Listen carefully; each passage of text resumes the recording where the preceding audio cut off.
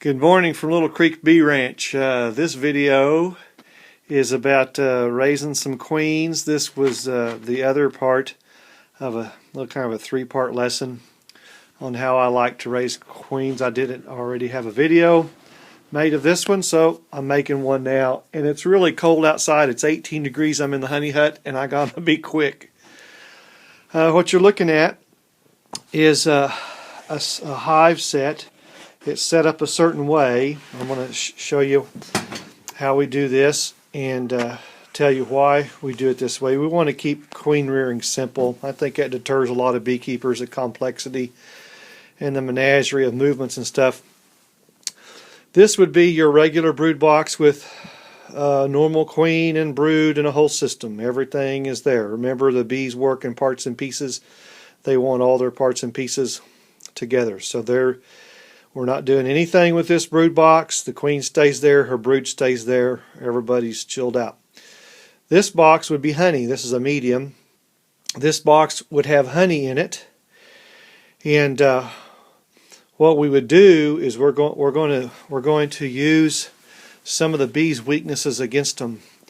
So this is full of honey. Then this box would be an additional brood box that you would put on, and what we would do is in this box we would have a feeder frame, and then from another hive I would go get three brood frames, three frames of brood,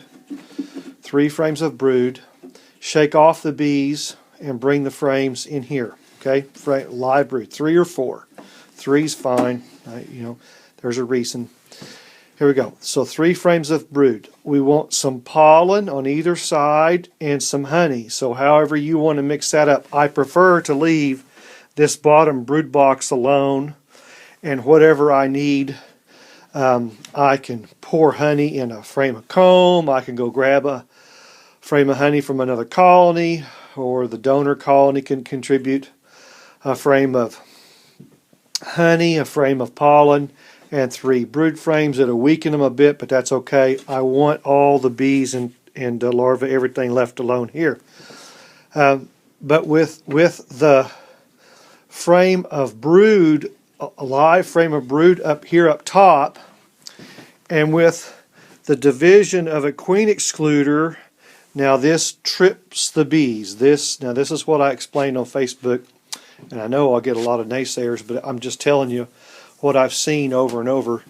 Because we have brood up here, and then we have a space of a honey box and a divider, and the queen stays down there, some of those nurse bees, they'll work up there and they'll take care of this brood.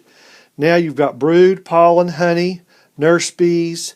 You won't have drones unless they get in another crack or something, but I'm saying to you, you have enough for the bees to go, oh my gosh, we don't have a queen.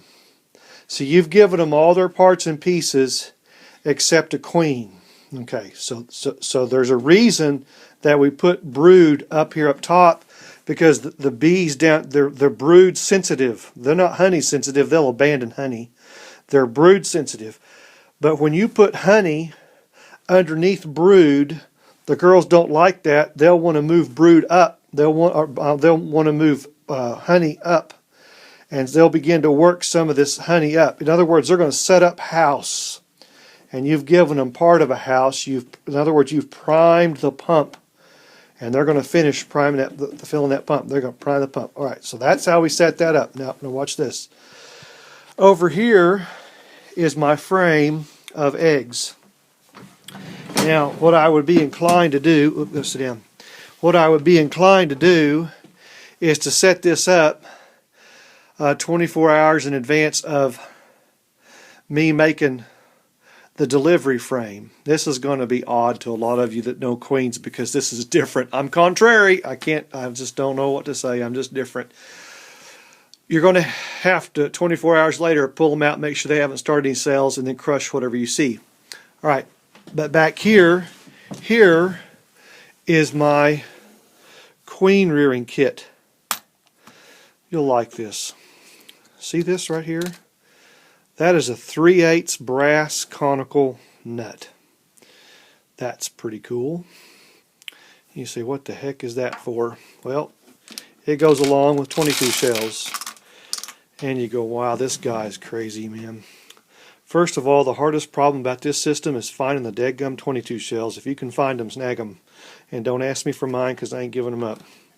Okay, so in my mind, we already have a hole here that's got eggs. Why do we want to take a larva out of a hole or a cup and put it in another cup? That's tradition. That's what you see in the bee supply catalogs and all these other places. Well, yippee. If you're good at seeing those little tiny, can you see them? And they're not there. It's freezing cold out here. But I'm saying it's so darn hard and it's so frustrating. And I want things to be fun, cool, and exciting and productive. So here's a lesson I learned. A 22 shell, I don't know if you can see the light, it fits right down on that hole. And I'm not going all the way in. Whoops. I'm just going far enough right there. See that? That 22 shell right before the ribs of the lead. Now I could use a light or a magnifying glass to look inside to make sure I have approximately the right age of larva. That's the idea, okay? But I'm showing you how to do this easily, okay? So let's pick another hole. Get the shadows out of the way. Oh, let's pick a hole right there. I like that larva. There's a reason I'm doing this. Watch. And then let's go over here. Now, in one of our videos, we did a cell punch video, and we were using the 22 shells to target the ones we wanted to cell punch. Well, we're doing a little different here. Okay, and there's another one. I could do that one. I'm not pushing them all the way down. Oh, not even halfway, probably. Okay, I can feel it right there. Okay, so I might do 10 of those. Whatever, 10, there's 20 of them there. I could do 10. Now, we need to have a nectar flow going outside. Okay, this will always works best when you're raising queens. There's a nectar flow on. The girls are incented to raise queens. Remember, the girls want a good program. They want all their parts and pieces in place.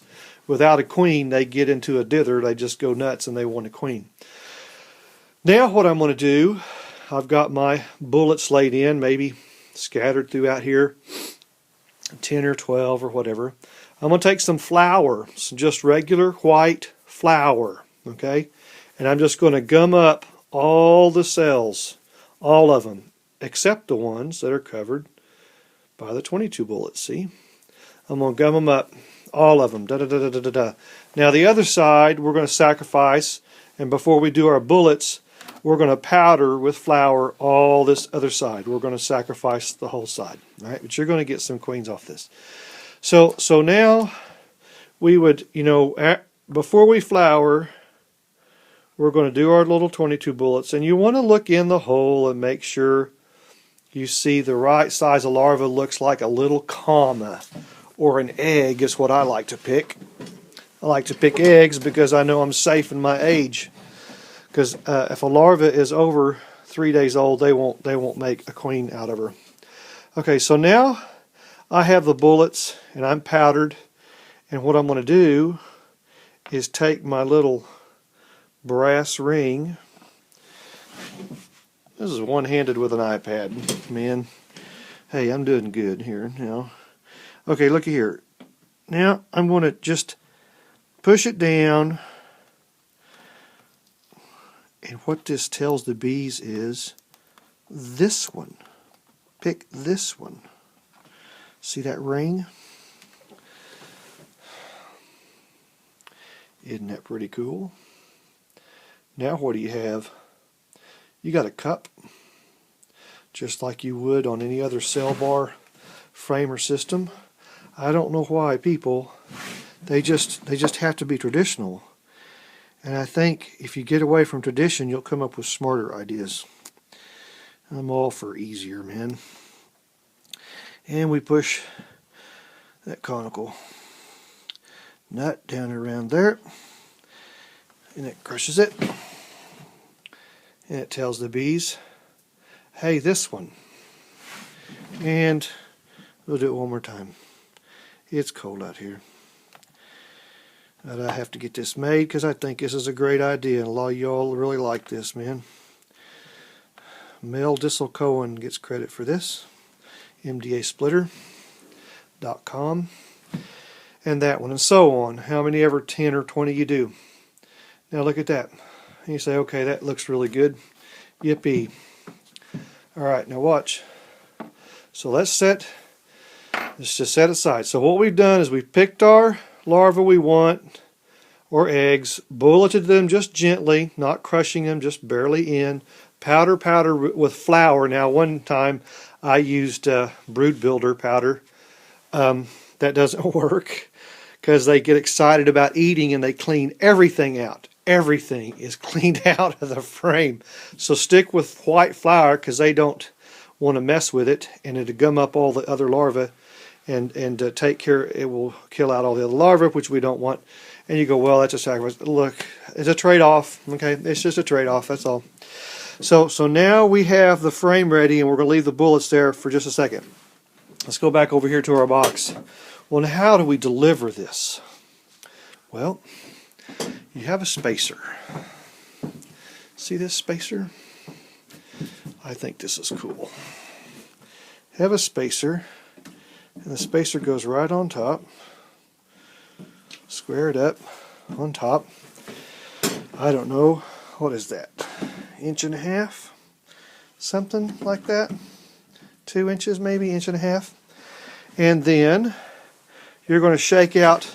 You're going to shake out the powder in, wherever your workplace is. You're going to shake out the powder and remove the bullets. Of course, you're going to remove the bullets. The bees don't have any desire to do anything with the bullet.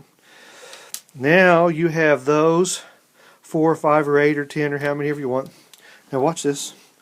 Now this is easy. This is why I like this. Down we go. Face down. Face down. And then a big lid goes on top of it that's wider than the tabs of the frame. The lid needs to fit circumferentially, or however you say it, all the way around the circumference of the spacer. Now look, I'm telling you, I'm giving away secrets here.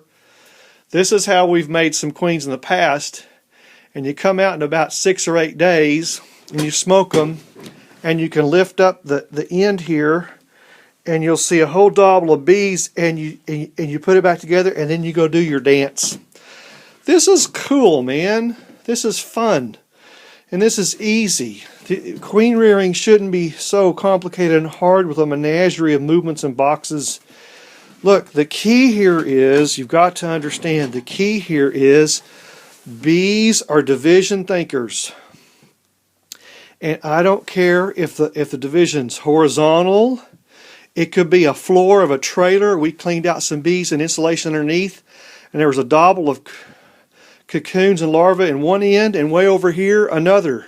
And we were so baffled, and there was 2 different queens operating with the same workers. They don't care. They're just queens can't get together. They'll kill each other. The distance was long enough to separate them. Well, in this case, we have a horizontal division, and the workers can pass up and down. And we had an added division of a honey box, a brood box, medium honey. And then we have put up here 3 frames of larvae, a frame of sugar water, frame of honey, frame of pollen. We've given them nearly everything that they need. Really don't even need the drones up there for this project. But they want a queen. They're not worried about the drones. They're worried about a queen. So they have everything they want except a queen. So now the question becomes up here, how will you deliver that? And that's how we deliver. Up there, that frame of eggs and larvae can come from any frame out in the yard that you want to pick from, that you have some access to. It could be a timing box. It could be just a really great colony, and you look at frame number 2 and 3 or frame number 6 and 7 to pull some eggs and larvae and shake off the bees. Come and bullet them and powder them because you already set this up the day before. And you can make you a spacer with a donut the size of the frame, and that donut is the size of the frame.